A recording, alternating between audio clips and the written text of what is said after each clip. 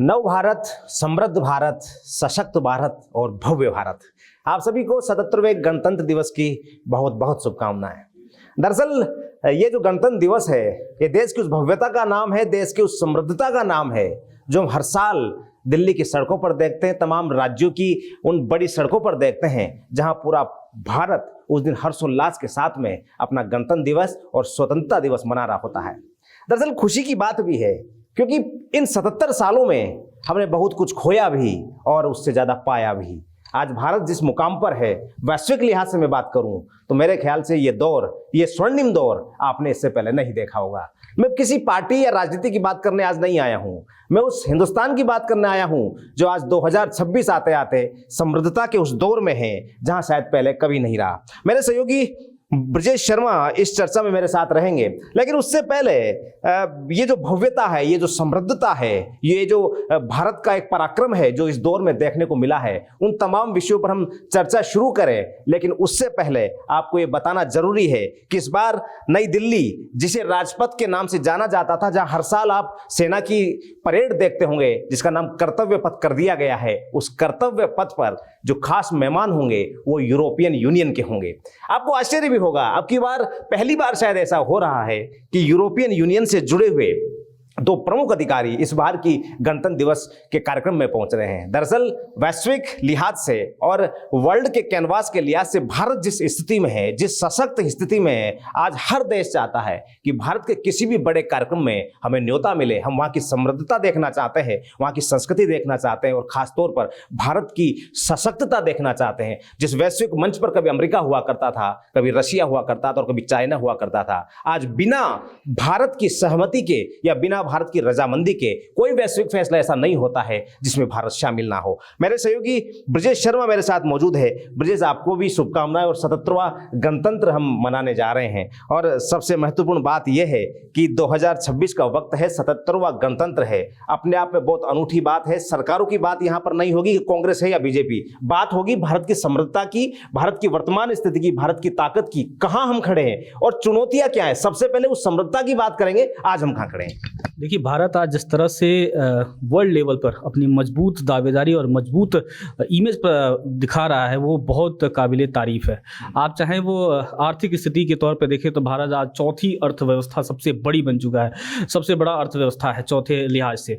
और वहीं आर्मी की ताकत के हिसाब से हम देखें तो तीसरे पायदान पर हम पहुंच चुके हैं। हमसे आगे बस एक चाइना बचा है, उसके बाद अमेरिका, चाइना, रसिया, इसके बाद हम आते हैं। और हम इस लिहाज से हम देखते हैं कि हम भारत एक सशक्त और समृद्धता की ओर बढ़ रहा है। जिस तरह से हम आज तमाम गतिविधियां हो रही हैं, यूरोपीय यूनियन ने पहले बैन लगाया, उसके बाद वो खुद आज हमारे मेहमान बन के आ रहे हैं। ट्रंप ने तमाम कहा कि 50% का वो लगाते हैं, 100% का लगा देते हैं। धमकियों के बावजूद आज भारत आज सशक्त हो रहा है।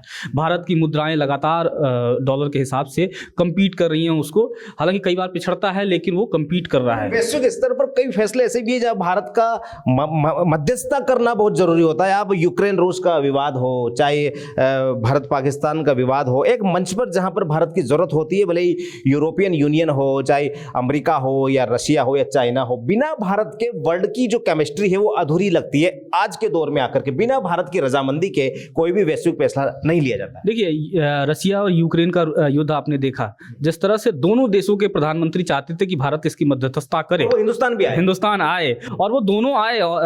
मतलब पुतिन तो आए और जो जेलेंस्की थे वो आना चाहते हैं कि भारत हमें बुलाए। ट्रंप लगातार कोशिश कर रहे थे दोनों के बीच में नेता बने, लेकिन दोनों चाहते थे कि हिंदुस्तान हमारे बीच है और हमारी बात को सुलझाए, क्योंकि भारत हमेशा से ही शांति प्रिय देश रहा है। भारत की करुणा, समता, ममता और ये सब कुछ भारत की जो है वो दुनिया भर में प्रसिद्ध है। आप जानते हैं इस बात को। भारत ने कभी युद्ध को बढ़ावा नहीं दिया, भारत ने हमेशा युद्ध को अपने अंदर युद्ध भी जानते और बुद्ध भी जानते हैं। तो हमारी यही रही है कि युद्ध और बुद्ध दोनों। आज देखिए, अब जिस तरह से ऑपरेशन सिंदूर हुआ, आप बड़ी अच्छी बात करें, ऑपरेशन सिंदूर में जिस तरह से भारत ने पटखनी दी है, अपनी तकनीक, अपनी टेक्नोलॉजी, अपनी सैन्य ताकत, अपनी राजनीतिक ताकत, भारत ने दिखा दिया कि हम जहाँ पे हैं हम वहीं पे हैं, आप हमारी बदौलत, हम आपकी बदौलत नहीं, आप हमारी वजह से हो सकते हैं। और हम घर में घुसकर मारना भी जानते हैं। अगर हम शांति की बात करते हैं।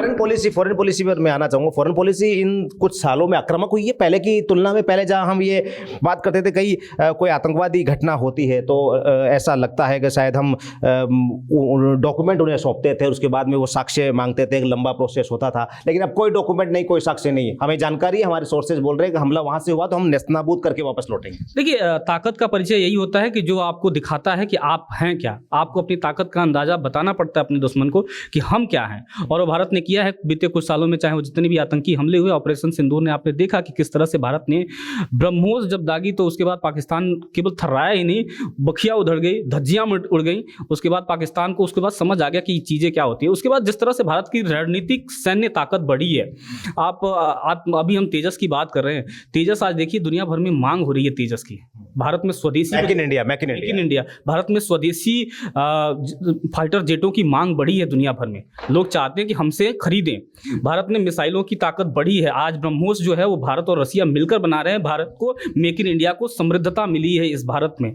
आज हथियारों का बाजार जो कभी अमेरिका और चाइना तक सीमित था वो हिंदुस्तान के चारों तरफ तक बढ़ रहा है। वही नहीं, आप चलिए ऑटोमोबाइल सेक्टर में चलिए, व्हीकल में चलिए, आप जहां भी चलिए, हमारी शिक्षा को देख लीजिए। आज हम बराबरी पे खड़े हैं। चाहे अमेरिका वो बॉस नहीं बन सकता हमारे सामने कि हम ही बॉस हैं। वैश्विक टेंशन बढ़ रही है इससे, बिल्कुल बढ़ रही है। आप जिस तरह से अमेरिका आज ट्रंप अकेले खड़े हैं, आप वर्ल्ड इकोनॉमिक फोरम हुआ है अभी दावोस में, आप देखिएगा जिस तरह से सारे देश एक तरफ इकट्ठा होने की कोशिश में जा रहे हैं। आप ट्रंप अकेले कहीं पड़ते गए, उन्होंने गाजा को लेकर पीस शांति कमेटी बनाने की कोशिश की, भारत ने सिरे से नकार दिया। पाकिस्तान चरणों में झुका पड़ा था कि साहब आप तो कहो तो हम बैठ जाएं आपके सामने, लेकिन भारत ने सिरे से नकार दिया कि हमारे जो हित में होगा हम वही करेंगे। मुझे हिंदुस्तान के साथ में एक चीज हो रही है। अमेरिका चाहता है कि मैं हिंदुस्तान को कैप्चर करूं, यानी कैप्चर का मतलब मेरे संबंध ज्यादा बेहतर हो। रशिया चूंकि अपना परंपरागत पुराना साथी रहा है, एक दौर में जब हिंदुस्तान के पास कुछ नहीं था तो शायद अडिग रूप से रशिया हमारे साथ इंदिरा गांधी के दौर से लेकर के आज तक खड़ा रहा और आज भी वो दोस्ती लगातार चल रही है। चाइना चाहता है कि बाजार बहुत बड़ा है, मैं अपनी टेक्नोलॉजी हिंदुस्तान में बेचूं। अमेरिका चाहता है कि मेरा तेल, मेरा ऑयल, मेरी जो हथियारों का बाजार है वो हिंदुस्तान में खफे। यहाँ का एग्रीकल्चर सेक्टर, यहाँ का जो खाद बीज का सेक्टर है, पशु को जो चारा दिया जाता है, जो दूध है, मिल्क डेयरी है, तमाम जो सेक्टर्स जो कहीं ना कहीं एक आय के बड़े साधन हैं, उनमें इन्वेस्टमेंट मेरा हिंदुस्तान में जाए, क्योंकि 150 करोड़ की आबादी वाला देश, बहुत बड़ा बाजार वैश्विक लिहाज से। लेकिन भारत ने हमेशा से इस बात को प्राथमिकता दी है कि जनता के जो हित में होगा हम वही करेंगे, और जहां मार्केट के हिसाब से हमें सस्ता मिलेगा हम उसके साथ रहेंगे। पारंपरिक दोस्त है रसिया, इसमें नो डाउट कहीं नहीं है। हम रसिया के साथ आज भी खड़े हैं, हम रसिया के साथ आगे भी खड़े रहेंगे।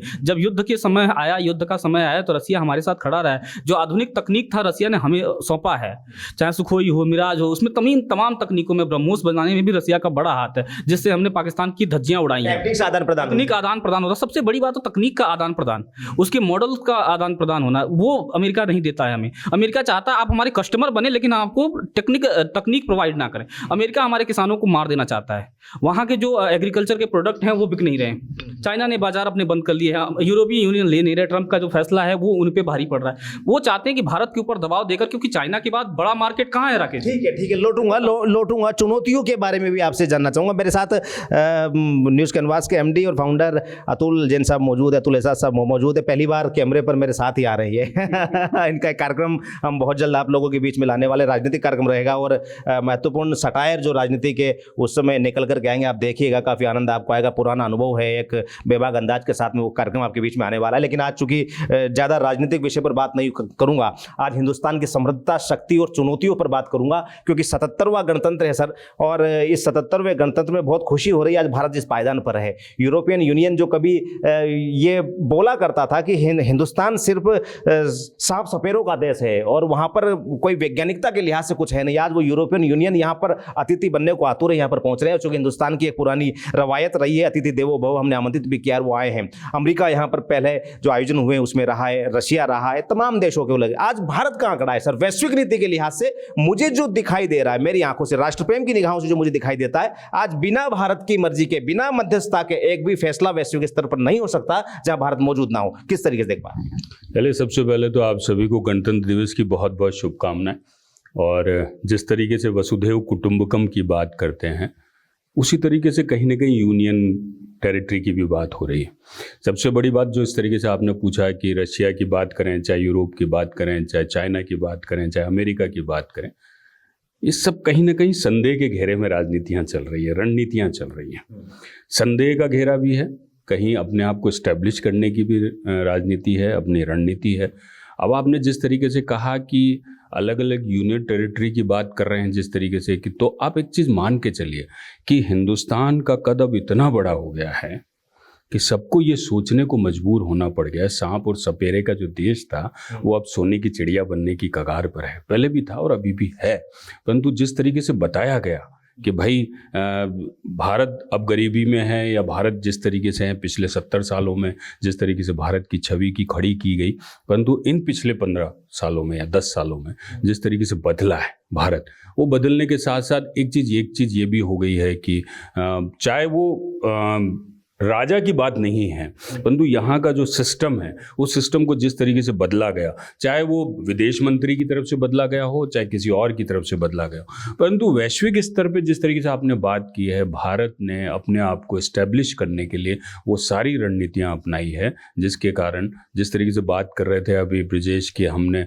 अपने प्रक्षेपास्त्र बनाना शुरू कर दिया, तो ये भी तो पूरा झांपट ही है ना साहब, विदेशों पे झांपट ही है ना। जिस तरीके से जो हम अमेरिका के सैटेलाइट लॉन्च कर रहे हैं। अच्छा, अमेरिका को एक दुख और भी है, जिस तरीके से बात कर रहे थे, अमेरिका को दुख है कि ये भी है कि वो मोदी जो आके कहता है कि अब की बार ट्रम्प की सरकार, और वो मेरे घुटनों पे नहीं बैठ रहे हैं, तेल लेना बंद नहीं कर रहा है तेल लेना बंद नहीं कर रहे हैं। और सबसे बड़ी बात है कि रशिया के साथ उनके संबंध वैसे ही हैं जैसे वो चाहते हैं। और अब तो एक बहुत बड़ी बात हो गई, भारत और चाइना के संबंध सुधरने लगे हैं। जिस तरीके से भारत के संगठनात्मक जितने लोग हैं वो चाइना के कम्युनिज्म से बैठ के बात कर रहे हैं। अगर भारत और चाइना के संबंध सुधर जाते हैं तो आप सोचिए क्या होगा। यानी वो ध्रुवीकरण जो पहले एक मुट्ठी में हुआ करता था वो हिंदुस्तान के इर्द गिर्द घूम रहा है आने जिस तरीके से। अच्छा, मैं कल परसों एक रील भी देख रहा था, चाहे वो कैसी भी होगी मुझे नहीं पता, परंतु एस्ट्रोलॉजर एक चीज़ ये कह रहे हैं कि आने वाले समय में भारत किसी न किसी तरीके से पूरे विश्व पे राज करेगा, है ना।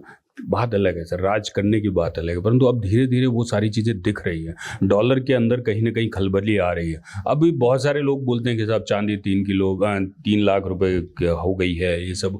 इसके पीछे की रणनीति देखिए, इसके पीछे की रणनीति ये है कि रशिया हो या चाहे चाइना हो चाहे हिंदुस्तान हो, ये सब लोग अपने तरीके से एक जगह खड़े होना चाहते हैं, और कहीं जिस तरीके से अमेरिका को ये बताना चाहते हैं कि भैया हम भी कुछ औकात रखते हैं। चलिए, बेहतरीन सवाल आपसे करता हूँ।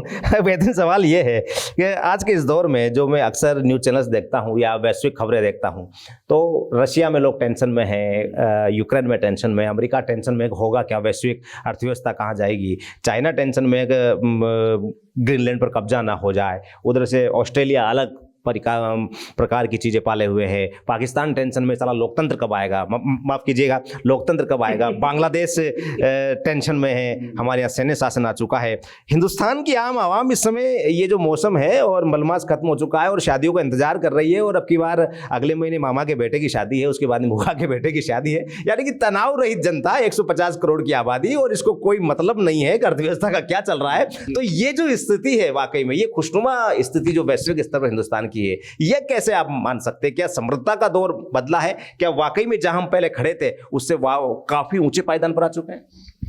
अच्छा, मैं उस दौर में ले जाता हूं, कोविड के दौर में ले जाता हूं। आपने बहुत बड़ा लॉकडाउन देखा, उस लॉकडाउन के बाद हुआ क्या? लोग आराम से जी रहे थे, थाली भी बजा रहे थे, आराम से अपनी मस्ती में जी रहे थे, किसी को कोई टेंशन नहीं थी। क्यों? इस भारत में ऐसा क्यों? इसलिए क्योंकि भारत के लोगों को आने वाली विपत्तियों के लिए, आने वाले समय के लिए हरदम सजग रहते हैं, हर चीज़ के लिए सजग रहते हैं। रही बात जिस तरीके से आपने कहा कि बाकी देश कहीं ना कहीं अपनी मानसिक स्थिति के साथ और अपने वहाँ के जितने लोग हैं वो अपनी मानसिक स्थिति के साथ नहीं हैं, इसका पीछे कारण क्या है? इसके पीछे कारण क्या है कि भारत ये जानता है कि हम अपनी सारी चीज़ों से समृद्ध हैं।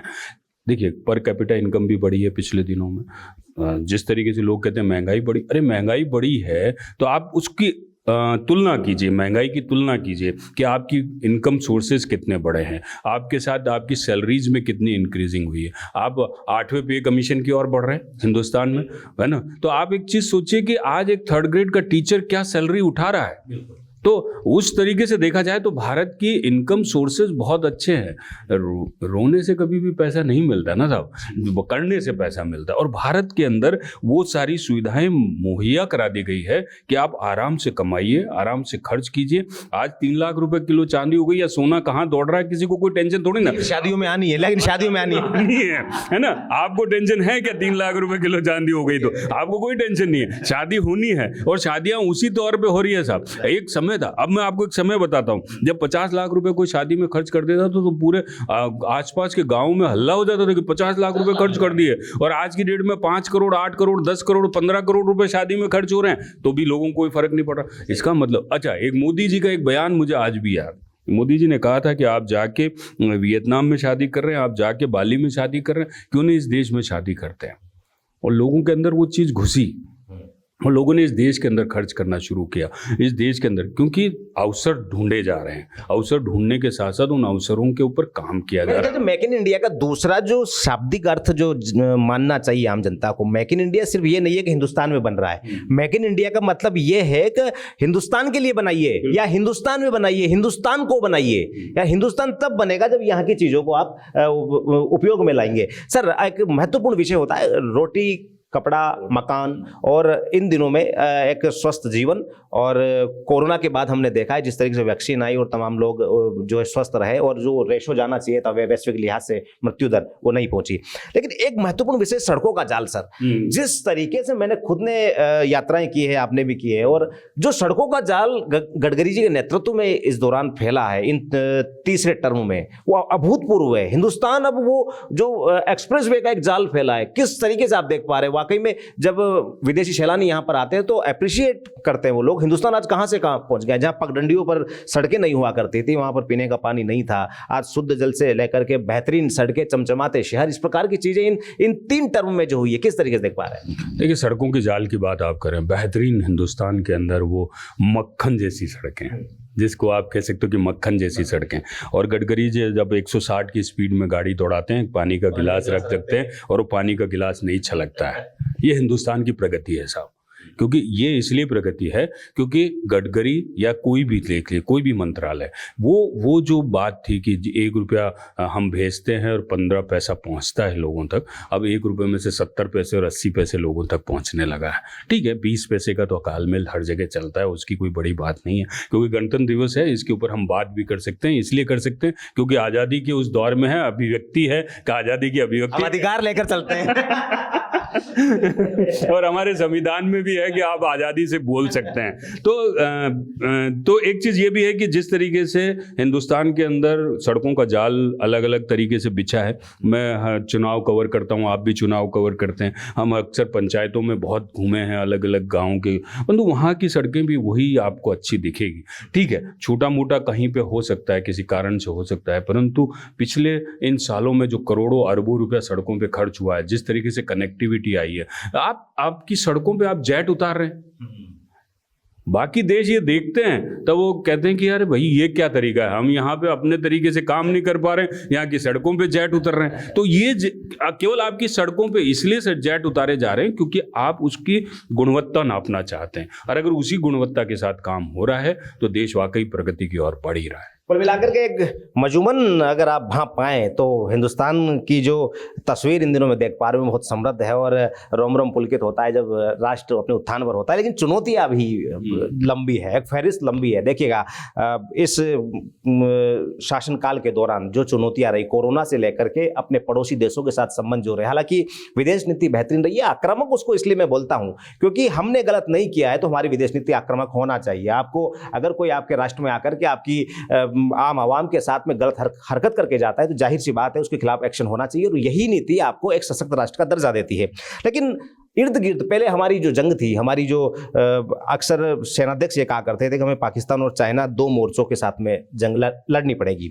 लेकिन अब इन दिनों बांग्लादेश के भी हालत खराब है। मैं आप दोनों के पास में आऊँगा इस सवाल को लेकर के, क्योंकि बांग्लादेश में सैन्य शासन वाले हालात है, यूनूस जो है सरकार नहीं बना पा रहे, एक प्रकार से शरीयत कानून लागू करने की तैयारी है। पाकिस्तान के हालात हमसे छुपे नहीं है, और दूसरी तरफ चाइना कहीं ना कहीं एक वैश्विक प्रतिस्पर्धा के लिहाज से लगातार डोकलाम से लेकर वहाँ तक हमारी झड़पें होती रही हैं।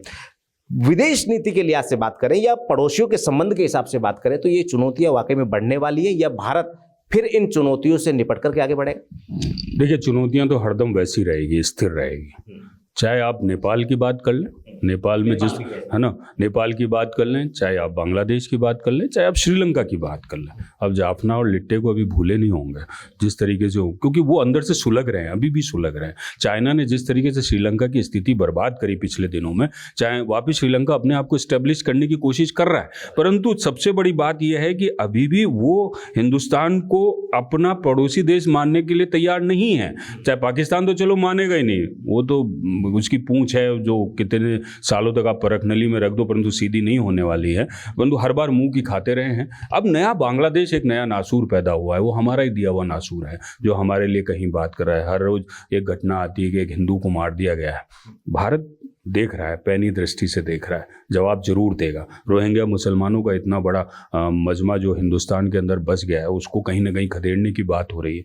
परंतु बात इतनी सी है कि कहीं कहीं भारत जिस तरीके से बात करता रहा, जिस तरीके से बात कर रहे थे, आप बुद्ध की बात कर रहे थे, शांति की बात कर रहे थे, गांधी के उस जमाने की बात कर रहे थे कि एक गाल पे तमाचा मार दिया गया तो एक दूसरे गाल आप बात कर रहे हैं, हिंसा की बात कर। नहीं, अब नहीं बचा। अब हिंदुस्तान बदल गया है। तो एक की जगह दो मारे जाएंगे, एक की जगह दो मारे जाएंगे। और सबसे बड़ी बात है कि अगर देश को क्षति पहुंचाई जाएगी तो उस देश के लिए पलटवार होगा ही होगा। और इस पलटवार करना इसलिए भी जरूरी है कि हम निहत्थे नहीं हैं। जिस तरीके से आपने 15 तारीख को अभी जो आर्मी परेड जयपुर में होनी थी, आपने देखी है उसको, उस आर्मी परेड की जिस तरीके, अच्छा आप एक चीज़ और देखिए, आपने भी बात करी थी और मैंने भी बात करी थी, क्यों हम इस देश के बदलाव देख रहे हैं। बदलाव इसलिए देख रहे हैं कि आर्मी परेड के अंदर उन जिस जगह पे हुई थी, जगतपुरा जयपुर के उस रोड पे, वहाँ पे करीब 20 दिन तक सब कुछ बंद था। वहाँ के व्यापारी की दुकानें बंद थी, वहाँ आना जाना बंद था, सब कुछ बंद था। अब 1 घंटा बंद करके देखिए, नहीं होगा ना। 15 दिन तक एक व्यापारी एक शब्द नहीं बोला। क्यों नहीं बोला? देश के लिए, देश के लिए, क्योंकि उसको पता है कि ये मजबूती मेरे देश के लिए हो रही है। अगर वहाँ की जनता उस देश के साथ खड़ी है तो आप सोचिए कौन उसके साथ बात करेगा। रही बात दूसरी कि सबसे बड़ी बात है कि चाहे अमेरिकन हो, चाहे चाइनीज हो, चाहे और कोई हो, ये सब वो लोग हैं जो हिंदुस्तान के अंदर एक नई आग लगाना चाहते हैं, परंतु हिंदुस्तान की जनता ये जानती है कि वाकई में इस आग से हमको निपटना आता है। परंतु एक बात और कहना चाहता हूँ, पिछले दिनों में जितना सांप्रदायिक माहौल हिंदुस्तान में हुआ है, इस संवैधानिक दिन पे मेरे को बात करनी पड़ेगी, उसको कहीं ना कहीं हमें खत्म करना पड़ेगा, उसके एकजुट होना पड़ेगा। क्योंकि हिंदुस्तान अगर कभी गृह युद्ध के मुहाने पे आके खड़ा होता है तो ये हिंदुस्तान के लिए सबसे बड़ी चोट होगी, क्योंकि जो हिंदुस्तान अब बनने लगा है वो वापस विखराव की स्थिति पे ना आए, नहीं आना चाहिए। चलिए ब्रजेश के पास चलते हैं, संक्षिप्त में कमेंट लेंगे। और मैं जिन चुनौतियों की बात कर रहा था वही राष्ट्रों के साथ संबंधों की बात मैं लगातार कर रहा हूं, क्योंकि देखिए सीमा पर से आप वैश्विक समृद्धता की बात पर तो आते हैं, लेकिन जब आप चुनौतियों की बात करते हैं तो सबसे पहले आपका पड़ोसी होता है। पड़ोसियों के साथ में आपके संबंध कैसे हैं? और चूंकि इंदिरा गांधी जी के बाद में जिस समय बांग्लादेश को बनाया गया था, उसके बाद से ये माना जा रहा था कि शेख हसीना खुद दिल्ली में है और हालात काफ़ी ख़राब है। पाकिस्तान चूंकि लगातार आज़ादी के बाद से, जब से अलग हुआ है, तब से हिंदुस्तान के खिलाफ लगातार बयानबाजी और जो छद्म आवरण ओढ़ करके जो हमले करता रहा है, लेकिन चाइना भी कम नहीं है। चुनौतियों को किस लिहाज से देख पा रहे हैं जैसे, और संक्षेप में चाहेंगे आपसे? देखिए, भारत के सामने एक कहावत है कि कभी आप पड़ोसी नहीं बदल सकते, पड़ोसी बदलना मुश्किल होता है। भारत के साथ भी वही है कि भारत पड़ोसी नहीं बदल सकता। चाइना है, पाकिस्तान है, अब नया नवेला उत्पन्न हुआ बांग्लादेश है। तो ये इन तमाम चीज़ों को मैं एक तौर पे देखता हूँ तो लोकतंत्र की बड़ी भूमिका दिखती है। राकेश जी, जिस तरह से देखेंगे तीनों ही देशों में लोकतंत्र की अल्प अवस्था है, कहीं राजशाही खत्म हो चुकी है, अल्प आयु में, मतलब कोई मर चुका है। वहाँ पे जहाँ लोकतंत्र नहीं है वहाँ बातें नहीं हो सकती, वहाँ पे समृद्धता नहीं आ सकती। आज भारत इसलिए आगे बढ़ रहा है क्योंकि इसके पीछे हमारी सैकड़ों साल पुरानी लोकतंत्र की व्यवस्था है। 77 साल हो गए हमें लोकतंत्र में आए हुए, हमने उस लोकतंत्र को कायम रखा है, चाहे वो बीजेपी हो, चाहे कांग्रेस हो, चाहे किसी दल ने भी शासन किया, लोकतंत्र को उन्होंने आगे बढ़ाया है। आज हम इस पे बहुत स्वच्छंद रूप से बातचीत कर पाए हैं क्योंकि हम लोकतंत्र है, हम मीडिया में उस स्थिति में है कि हम लोकतांत्रिक है। वो आप तीनों देशों में नहीं देख पा रहे हैं। लेकिन ब्रजेश, एक अच्छी बात ये भी है, मैं लास्ट कमेंट आपसे लूंगा। देखिए, पाकिस्तान का विभाजन हुआ धर्म के आधार पर, है ना, तो जैसा कि भी अतुल सर ने कहा, जो सांप्रदायिकता की जो बात हो रही है, गृह युद्ध के जो हालात जब बन जाते हैं, तो मेरे ख्याल से पाकिस्तान का विभाजन धार्मिक आधार पर हुआ था। लेकिन आज पाकिस्तान में अगर कुल मिलाकर मुस्लिम है, उसके बावजूद हालात खराब है। हम अनेकता में एकता की जो बात हमारी किताबों में बचपन से हमने पढ़ी है, वो आज परिलक्षित होती है कि वाकई में हिंदू मुस्लिम सिख ईसाई वाला जो विषय यहां पर था, समृद्ध संस्कार, परंपराएं, त्योहार, इनसे मिलकर के हिंदुस्तान जब बना, तो आज हिंदुस्तान एकजुट है और इन पर ध्यान देने की वाकई में आवश्यकता है, क्योंकि पाकिस्तान और बांग्लादेश का हाल हम धर्म के आधार पर, विभाजन के तौर पर आज देख रहे हैं। देखिए, इसका बहुत संक्षिप्त उदाहरण मैं दे रहा हूँ कि ऑपरेशन सिंदूर जब हुआ था तो आपने देखा था कि भारत कैसे एक साथ खड़ा हो गया था। वो चाहे मुस्लिम हो, चाहे कोई भी हो, चाहे किसी भी कम्युनिटी से आए, तो सब एक साथ खड़े होकर उन्होंने कहा कि जो आतंकी आए थे इस देश में, उनको उनका बदला देना चाहिए, उनका पूरा खामियाजा भुगतना पड़ेगा, और भारत ने उसका खामियाजा भुगता दिया। बांग्लादेश आज अपनी चुनौतियों से परेशान है, इसलिए परेशान है क्योंकि लोकतांत्रिक प्रक्रियाओं में उसमें बहुत ज़्यादा विभेद है। वहाँ पे सरकारें नहीं है, सिस्टम नहीं है, कोलैप्स कर गया है पूरा सिस्टम। भारत एक को बड़ा भाई के तौर पर देखता था, भारत उसके समृद्धि में बहुत बड़ा रोल प्ले करता है। वहाँ पे चाहे वो हॉस्पिटलिटी हो, चाहे इंफ्रास्ट्रक्चर हो, चाहे कुछ भी, उसमें बड़ा रोल प्ले। आज जिस तरह से भारत, बांग्लादेश हो या पाकिस्तान हो या नेपाल हो, चाइना के हाथों में खेल रहे हैं, इससे एक मजबूत संदेश भारत के लिए जाता है कि भारत को अपनी और भी ज़्यादा विदेश नीति को मजबूत करना होगा। जिस तरह से ट्रंप जिस तरह से टैरिफ लगा के लोगों को धमकाना चाहते हैं, वर्ल्ड बॉस बनना चाहते हैं, भारत कहीं ना कहीं कम्पीट कर रहा है, प्रतिस्पर्धा दबाव में नहीं आ रहा। तो सीधे तौर पर है कि एक तो ट्रंप के तेल के खेल में हम फंसने वाले हैं नहीं, और दूसरा ये जो पड़ोसी हैं वो कान खोल के ये सुन लें कि भारत अब उनकी इशारों पे नहीं, हमारी स्पष्ट नीति हमारे साथ चलना। चलिए, हमारी स्पष्ट नीति है। और देखिए, अंतिम बात यही कहना चाहूँगा कि नालंदा से लेकर तक्षशिला तक और अंग्रेजी शासनकाल से लेकर के मुगलिया सल्तनत तक हमें कई बार उखाड़ा गया, कई बार गिराया गया, कई बार बिखेरा गया, हम फिर खड़े हुए, क्योंकि हिंदुस्तान के जीन में, हिंदुस्तान के रक्त में कुछ उबाल ही ऐसा है। हमें जितनी बार गिराया जाएगा हम फिर उठ खड़े होंगे, हम दोबारा से उस वैश्विक आसन पर पहुंच करके रहेंगे जो हमारे लिए बुक है, जो हमारे लिए रिजर्व रखा गया है। क्योंकि सोने की चिड़िया ऐसे ही नहीं कहा गया, वेदों से लेकर के वैज्ञानिकता तक तमाम वो विषय जो हिंदुस्तान की वो जनता, वो पीढ़ी, वो युवा, सब कुछ लेकर के साथ में चल रहा है। जाहिर सी बात है, हिंदुस्तान को एक बार फिर से विश्वगुरु बनने से कोई नहीं रोक पाएगा। भले ही आप हमें कितनी बार एक जाल में उलझा करके रोकने की कोशिश करें, लेकिन हम हर बार उस जाल को काट करके आगे बढ़ते रहेंगे। न्यूज़ कैनवास देखते रहिए, देश का रंग।